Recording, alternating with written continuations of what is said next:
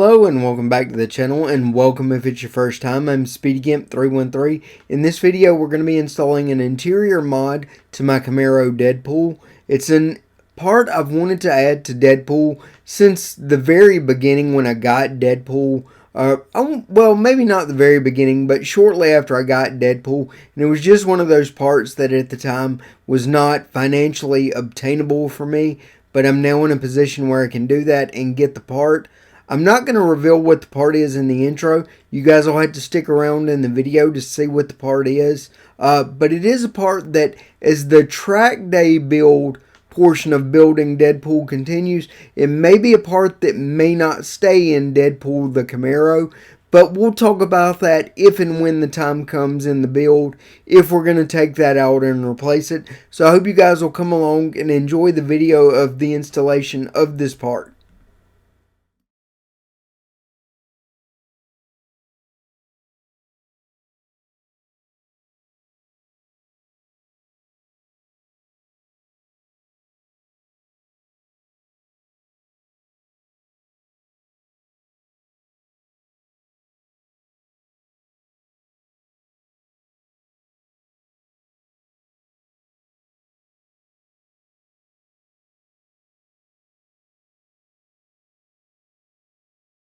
Hours later. Alright guys, so we've made it to the shop and I'm about to reveal to you what we're going to be installing on Deadpool the Camaro. So what we have here is a complete carbon fiber steering wheel with the digital readout at the top. It has the shift lights, it has the display that can read boost pressure, engine RPM, a multitude of things to give us more information about the car.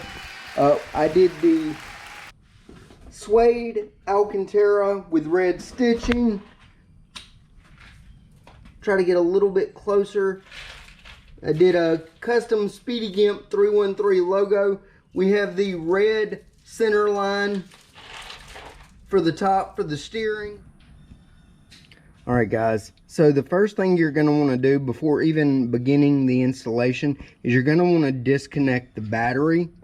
Just because you're going to have to remove the airbag from the existing steering wheel to install it in the new one. And while removing that, you don't want to take the chance of the airbag actually deploying while you're trying to remove it. So disconnecting the battery kills the electrical current so that can occur while you're removing it from the existing steering wheel. And here is we've actually turned the steering wheel upside down to remove the airbag, just because it's a little easier to access the points to get the airbag to release. Yeah. You need me to come over there and hold the second one, or? Well, I think that one's still, I think it may be a little too long. And so it needs to go. Alright, so there we've got the airbag out, guys. We're going to disconnect the wiring harnesses from it. And then our next step after this will be to disconnect the wiring harnesses for the audio controls and the cruise control. And once that is done, we'll be able to remove the steering wheel itself. So the next step we're doing is disconnecting the main wiring harness before we remove the steering wheel. Okay, so I think that's part of the car. Yeah. And we've got a new one on the new steering wheel, right? I think so. I wonder if this, Dave, that may stay. The stuff for the airbag? Yeah, that stays.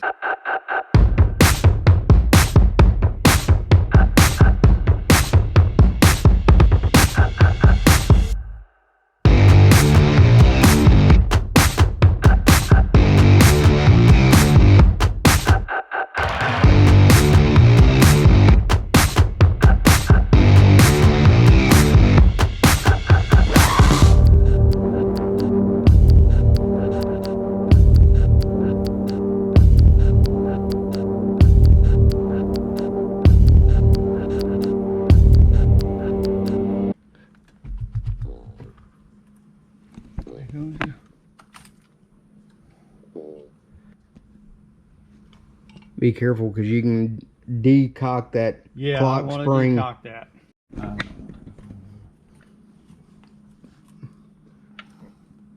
Alright guys, we're actually putting the wheel on. Now what we're going to do is we're going to put the wheel on and check some of the voltage to make sure that we're tapping into the right wires to power the display at the top of the steering wheel.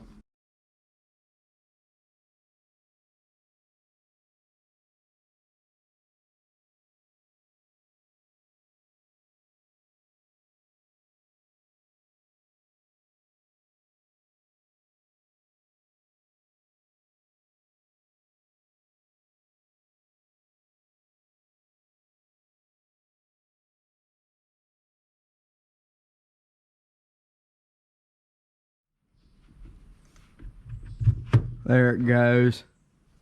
Alright guys, so we're about to begin the wiring process, and I'm actually going to go a little bit above and beyond what I've seen done in other videos. Other videos I've just seen them kind of splice into it, but we're going to try a different method just to see how it works using some actual electrical connectors.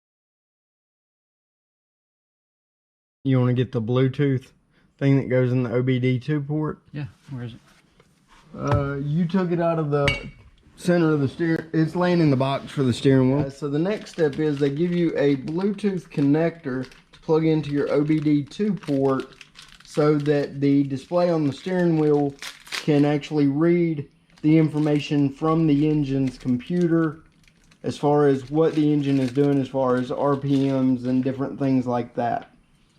So this is plugged into there? Yep. And all you do is plug it into your OBD II port, which is down underneath your dash. Oh yeah. It's got a little red light on. That means it's got power. Okay. Alright, where are the car keys? John.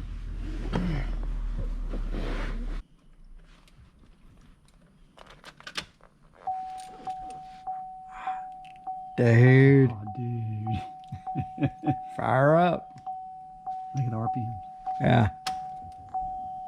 Crank it up? Yeah, go ahead. Yeah, it may crank funny because we unplugged the battery, remember? Yeah. Oh my gosh. Why is it in kilometers per hour? Dude, you got to figure that out on your own, man.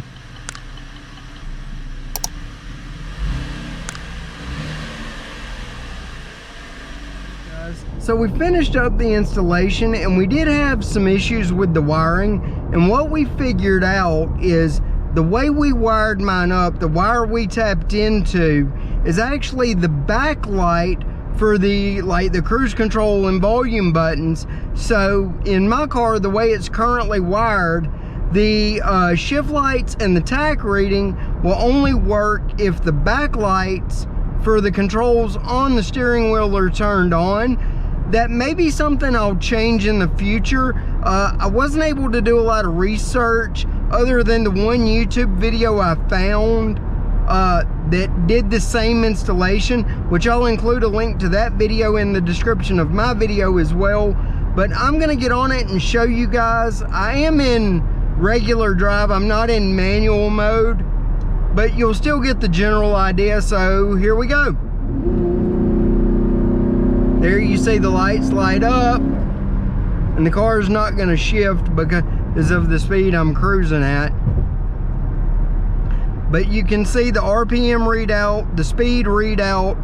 I will say I installed a OBD II Splitter to give me multiple ports so I could plug up my tuner or my diagnostic tool without having to unplug the receiver for the steering wheel.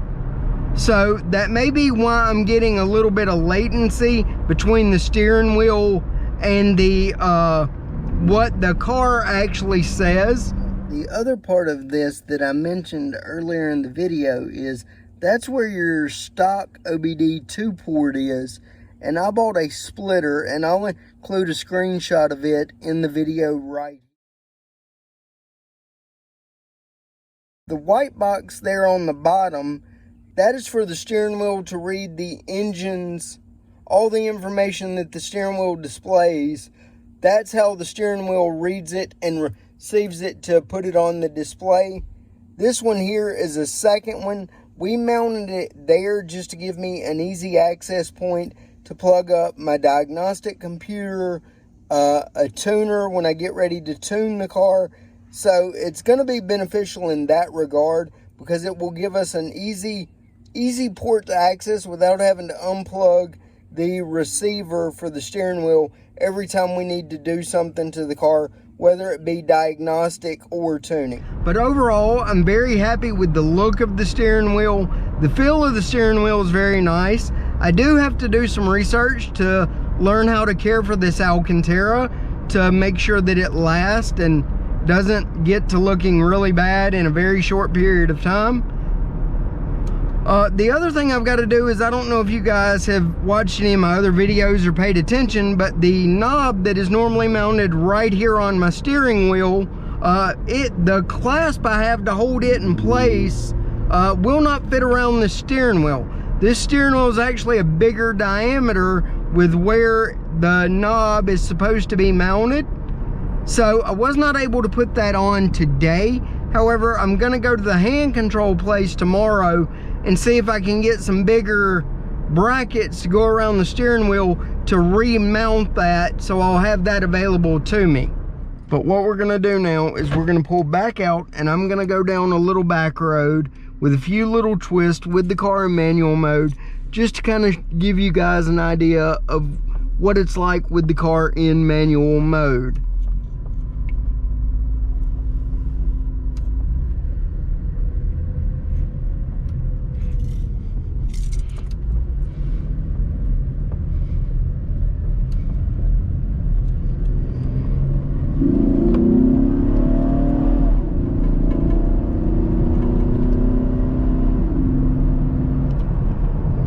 And I'm not gonna get on it too hard as far as the speed, because we are traveling on public roads and it is late at night. So we're not gonna reach a high rate of speed, but you guys will get the general idea. And if you have any questions regarding the installation or the product or anything in this video, leave it down in the comments below and I will respond as soon as possible.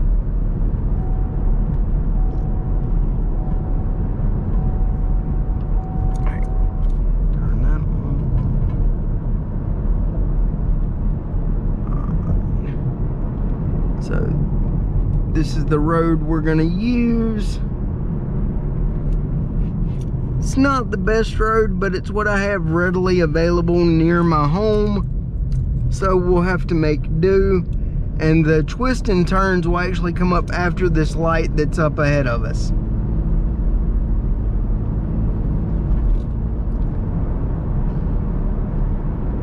I'm gonna move over because that right lane turns into a turn only.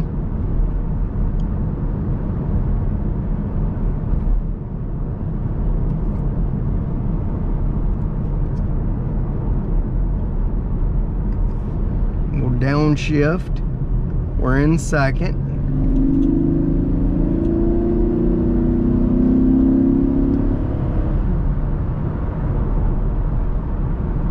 All right, and here the curves are gonna start.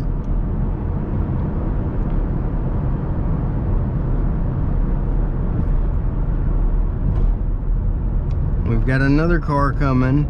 So this curve is not a big one. It's long, but it's not big.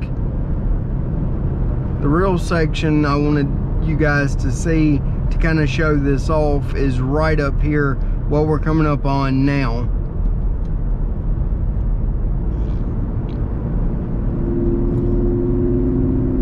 So a little to the left, slight back to the right, and then we'll crest over this hill.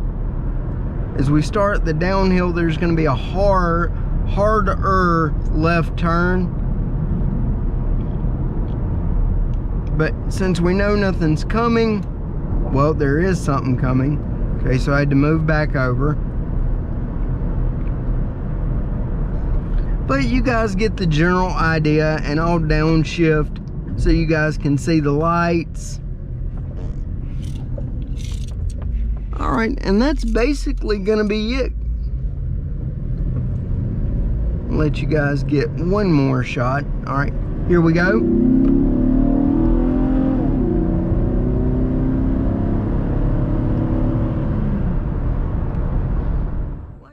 Okay, so it's the next day, guys, and we've got the steering wheel installed, as you've already seen in a previous clip. But I mentioned in a previous clip that the knob that I used to help me steer would not fit because the diameter of the steering wheel, right where the knob bracket needs to go, will not fit. And actually what it was is the rings that secure the knob bracket to the steering wheel aren't a big enough diameter to go around the steering wheel.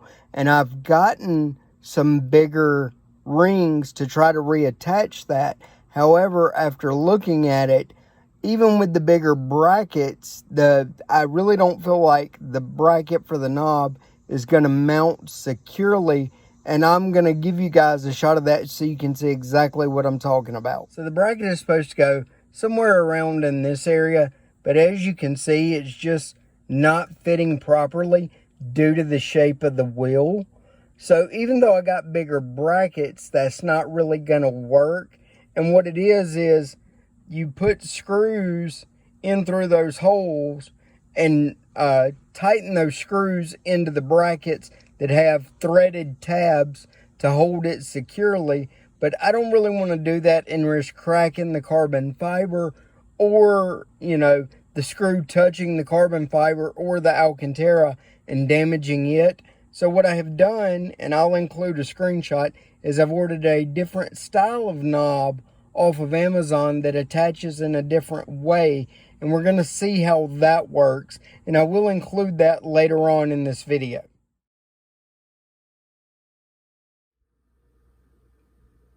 So this is the steering wheel knob to replace my existing one that wouldn't fit around the new steering wheel. I ordered it off Amazon.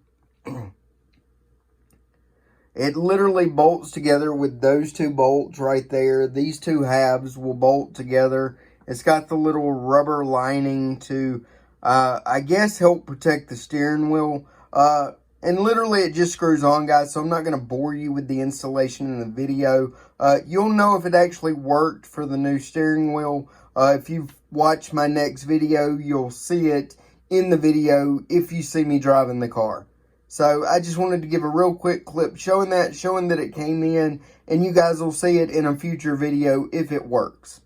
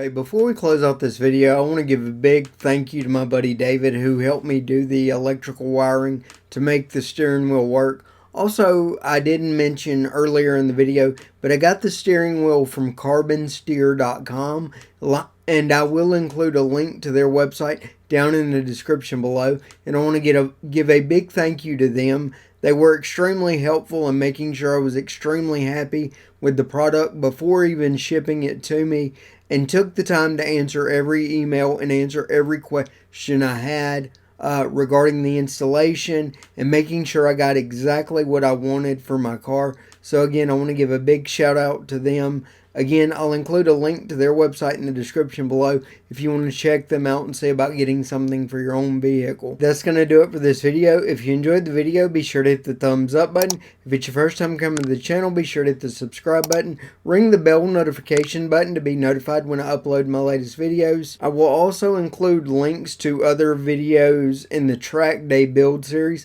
somewhere on the screen. And hopefully in our next video, we'll be installing the exhaust system on the Camaro and putting the car on the dyno to see what performance benefit we gain from doing the full exhaust system. So be sure to come back and check that out. Thanks for watching, and I'll see you in the next one.